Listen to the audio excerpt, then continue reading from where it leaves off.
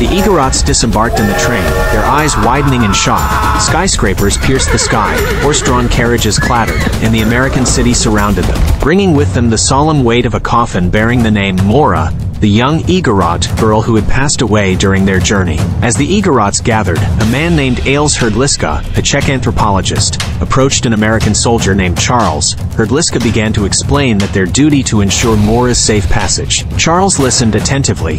He respected their solemnity and promised to assist in any way he could. Charles began to converse with the brother of Maura, named Bulii. Through gestures, they communicated. Bulii had one burning question: where would they take the coffin? The American soldier replied that they would transport Maura to a safe place, where she would find rest. The Igorots, though uncertain, trusted the soldier's words. Hrdliska taking charge of Maura's remains. They embarked on the next phase of their journey, climbing into a horse-drawn carriage. Where is the safe place? What will happen to Maura's dead body? In the year 1904, a group of Igorots embarked on a journey like no other, traveling in horse carriages.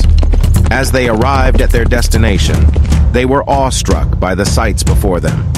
They had arrived at the Louisiana Purchase Exposition Company, a magnificent event known as the St. Louis World's Fair 1904. The Igorots were greeted by American soldiers. Standing at the entrance was a man of great importance, David R. Francis, the president of the World's Fair. He introduced himself, offering to be their guide through this wondrous world of innovation and culture. The Igorots, still in disbelief, accepted the president's offer with gratitude. They marveled at the groundbreaking inventions, tasted exotic foods, and experienced the diverse cultures from around the world that were on display at the fair. As they walked through the fairgrounds, the Igorots and President Francis formed a bond that transcended language barriers.